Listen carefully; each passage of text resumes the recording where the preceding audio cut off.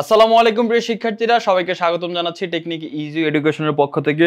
আমি হাবিবুল্লাহ। আজকে আমরা আলোচনা করব নবম দশম শ্রেণীর গণিত বইয়ের 16 অধ্যায় পরিমিতি এর এমসিকিউ নিয়ে, আমাদের এমসিকিউ সাজেশন বই থেকে। এখানে আমরা প্রথমে টাইপ 1 নিয়ে আলোচনা করব আজকের ভিডিওতে। সমবাহু ত্রিভুজের উচ্চতা নির্ণয় সংক্রান্ত। দেখো, সমবাহু ত্রিভুজ কি? যে ত্রিভুজের তিনটা বাহুই সমান, অর্থাৎ একটা বাহু এই হলে বাকি বাহুগুলো এই হবে, আর এইটা হচ্ছে তার উচ্চতা। এটাকে উচ্চতা বলে, মধ্যমা বলে। তো যাই হোক, এটা নির্ণয়ের একটা সূত্র আছে। সূত্রটা হচ্ছে √3/2 ইন্টু এ মানে কি? এক বাহু। এক বাহুর দৈর্ঘ্য জাস্ট এখানে বসাই দিলে উচ্চতাটা আমরা পেয়ে যাবো বা মধ্যমাটা পেয়ে যাব। তো আসো প্রথমে আমরা প্রথম যে এমসিকিউটা আছে সেটা দেখি। এখানে বলা হচ্ছে কোন ত্রিভুজের এক বাহু যদি এ হয়, উচ্চতাটা কত? √3/2 এই যে এই সূত্রটা হবে উচ্চতা নির্ণয়ের সূত্র। 4 সেন্টিমিটার বাহু বিশিষ্ট সমবাহু ত্রিভুজের উচ্চতা কত? বাহুর মান বলে দিছে 4। তাহলে এর জায়গায় আমরা কত বসাই দিব? এর জায়গায় আমরা 4 বসাই দিব। 4 বসালে 2 4 এর কাছে কয়বার যাবে? 2 বার যাবে। তাহলে 2 2 গুণে 4। তাহলে এবার 2 এর সাথে √3 গুণ করলে 2√3। তার মানে এটার অ্যানসার কি হবে? অ্যানসার হচ্ছে আমাদের এই যে 2√3। এই যে ক নাম্বারটা অ্যানসার। পরবর্তী প্রশ্ন দেখো, ত্রিভুজের সমবাহু ত্রিভুজের পরিসীমা দেওয়া আছে। এখন উচ্চতা নির্ণয় করব কিভাবে? তো একটা জিনিস মনে রাখবা, পরিসীমা থেকে সমবাহু ত্রিভুজের পরিসীমা থেকে এক বাহু কিভাবে পাবো? পরিসীমা মানে তিন বাহুর যোগফল। সো পরিসীমা থেকে এক বাহু পেতে হলে পরিসীমাকে 3 দিয়ে ভাগ করে দিব, তাহলে এক বাহু পেয়ে যাব। তার মানে পরিসীমা 18, যেহেতু 18কে যদি আমরা 3 দিয়ে ভাগ করি কত হয় ভাইয়া? 6। তার মানে এক বাহু হচ্ছে 6। এক বাহু পেয়ে গেলাম। এবার উচ্চতা কত? এবার এর মান শুধু 6 বসাই দাও। √3/2 এর জায়গায় যদি 6 বসাই দিই আমরা, 2 6 এর কাছে 3 বার যাবে, 3 2 গুণে 6। তাহলে 3 আর √3 গুণ করলে হবে 3√3। অ্যানসার হচ্ছে খ। 4 নম্বর প্রশ্নে বলা হচ্ছে সমবাহু ত্রিভুজ এ বিডি 2 সেন্টিমিটার হলে, এই যে এই বাহুটা 2 সেন্টিমিটার হলে এডি এর দৈর্ঘ্য কত? আচ্ছা ভাইয়া দেখো, বিডি যদি 2 সেন্টিমিটার হয় তাহলে ডিসি ও 2 সেন্টিমিটার, কারণ এখানে 90 ডিগ্রিটা যেহেতু মধ্যমা সমান 2 ভাগে ভাগ করে, বা উচ্চতাটা সমান 2 ভাগে ভাগ করে। সো বিডি 2 হলে এটাও 2। মানে পুরা বাহুটা কত? পুরা বাহুটা হচ্ছে 4। তার মানে এক বাহু আমরা পেয়ে গেলাম 4। জাস্ট এর মান এখন আমরা 4 বসাই দিব। √3/2 ইন্টু এর মান 4। 4 বসাইলে 2 2 গুণে 4, 2 আর √3 গুণ দিলে হবে 2√3। তার মানে উচ্চতার মানটা আমরা পেয়ে গেলাম। উচ্চতার মান কি? উচ্চতার মান হচ্ছে 2√3। আমাদের কাছে কিন্তু এডি এর দৈর্ঘ্য বলছে, এডি মানে কিন্তু উচ্চতা। তো উচ্চতা হচ্ছে 2√3। সেম ভাবে পরবর্তী প্রশ্ন যদি আমরা দেখি, এখানে আমাদের বলা হচ্ছে এ বি বিসি এসি এই সবগুলো বাহুর দৈর্ঘ্য হচ্ছে 6। তার মানে বাহুর দৈর্ঘ্য এখানে আমরা পেয়ে গেলাম 6। এখন আমাদের বলছে ত্রিভুজটির উচ্চতা।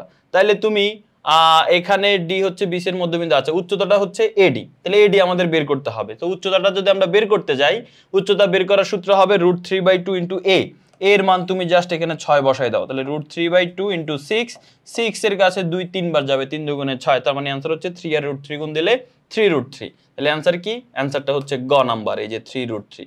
এটা হচ্ছে অ্যান্সার।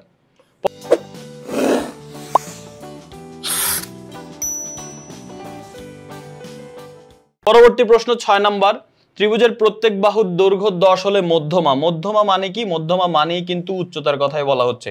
√3/2 ইন্টু 10, 2 10 এর কাছে কয়বার যাবে? 5 বার। 5 আর √3 গুণ দিলে হবে 5√3। তার মানে এটার অ্যান্সার কি? অ্যান্সার হচ্ছে এই যে ক নাম্বারটা, 5√3। আবার আসো 7 নাম্বার প্রশ্ন। এবার তোমাকে উচ্চতাটা দিয়েই দিল, বাহুর দৈর্ঘ্য নির্ণয় করতে হবে। একটু ভালো করে খেয়াল করো ভাইয়া, তোমাকে এখানে উচ্চতা বলেই দিছে 2√3। তাহলে এটা কিসের সূত্র বলো তো? এটা হচ্ছে উচ্চতার সূত্র। উচ্চতার সূত্র হচ্ছে √3/2 তাহলে উচ্চতা দিয়ে দিলে তোমাকে 2√3, তার মানে এটা সমান আমরা লিখবো 2√3। এটা কিন্তু উচ্চতার সূত্র। তাহলে এটা মানে উচ্চতা, আর উচ্চতা প্রশ্ন দেওয়া আছে, তার মানে এটা সমান এটা। এখন এখান থেকে এ বের করো। এ সমান কি হবে? দেখো ওই পাশে আগে থেকে 2√3 আছে, এই 2 ভাগ আকারে আছে, ওই পাশে গেলে গুণ হয়ে যাবে। এই √3 লবে আছে মানে গুণ আকারে আছে, এই পাশে গেলে ভাগ হয়ে যাবে। √3 কাটা যায়, তাহলে 2 2 গুণে কত? 4। এর মান 4।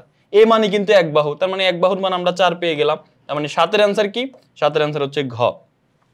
আচ্ছা, এবার আসো পরবর্তী যে প্রশ্নটা আমরা এখানে দেখতে পাচ্ছি। এখানে বলা হচ্ছে পি কিউ আর সমবাহু ত্রিভুজ, যার পিএস হচ্ছে লম্ব কিউ আর এর উপরে, যে পিএসটা হচ্ছে কিউ আর এর উপর লম্ব, মানে পিএসটা উচ্চতা। এখন পি কিউ যদি 4 সেন্টিমিটার হয়, তাহলে আমাদের নির্ণয় করতে হবে কি? আমাদের নির্ণয় করতে বলতেছে যে হচ্ছে কিউএস এর দৈর্ঘ্য কত। ঠিক আছে, এখান থেকে আমাদের নির্ণয় করতে হবে কিউএস। এই যে কিউএস এর দৈর্ঘ্য কত। তো খুবই সহজ, দেখো এটা আর করার কোনো ম্যাথ করার কোনো প্রয়োজন পড়বে না। যেহেতু বলছে এটা একটা সমবাহু ত্রিভুজ, তাহলে এই বাহু যদি 4 হয়, তাহলে কিউ আর বাহু এটাও কত হবে? 4। আর এখন এটা যেহেতু লম্ব, লম্ব হওয়া মানে এটা সমান 2 ভাগে ভাগ হয়েছে, তাহলে কিউএস হচ্ছে 2, এসআর হচ্ছে 2। আমাদের কাছে জানতে চাচ্ছে কিউএস কত। সো কিউএস কে আমরা কত বলবো? কিউএস কে বলবো আমরা 2 একক বা 2 সেন্টিমিটার, যাই হোক। তাহলে অ্যান্সার কি? অ্যান্সার হচ্ছে এই যে ক নাম্বারটা। ভূতল আর উলম্ব তলের মধ্যে মধ্যবর্তী কোণ কত? ভূতল মানে কি ভাই? এই ভূমি সমান্তরালে যে তলটা থাকবে সেটা ভূতল। উলম্ব তল মানে একদম লম্বালম্বি যেটা থাকবে, এদের মধ্যবর্তী কোণ 90 ডিগ্রি হয়। তার মানে অ্যান্সার কি? অ্যান্সার হচ্ছে 90 ডিগ্রি। 6 সেন্টিমিটার বাহু বিশিষ্ট একটি সমবাহু ত্রিভুজের অর্ধ পরিসীমা। দেখো, অর্ধ পরিসীমা মানে পরিসীমার অর্ধেক। তাহলে 6 সেন্টিমিটার বাহু বিশিষ্ট, 6 সেন্টিমিটার বাহু বিশিষ্ট ত্রিভুজের পরিসীমা কত? পরিসীমা মানে কি? পরিসীমা মানে সমবাহু ত্রিভুজের পরিসীমার সূত্র হচ্ছে 3a। 3 দিয়ে বাহুকে গুণ করলে পরিসীমা পেয়ে যায়। তাহলে এর মান কত? বাহুর মান তো বলে দিছে 6, তার মানে এর মান 6। 3 × 6 মানে কত? 3 × 6 = 18। তার মানে পরিসীমাটা হচ্ছে 18। কিন্তু তোমার কাছে পরিসীমা চায় নাই, তুমি এখানে 18 দাগাইলে কিন্তু ভুল হবে। তোমার কাছে চাইছে অর্ধ পরিসীমা। অর্ধ পরিসীমা মানে পরিসীমাকে অর্ধেক করে ফেলবো। 18 কে 2 দিয়ে ভাগ করলে কত হয়? 9। তার মানে এটার অ্যান্সার কি? অ্যান্সার হচ্ছে 9 সেন্টিমিটার। তো এরই মাধ্যমে আমরা টাইপ 1 শেষ করে ফেললাম। পরবর্তীতে আমরা টাইপ 2 নিয়ে আলোচনা করব। আল্লাহ হাফেজ, আসসালামু আলাইকুম।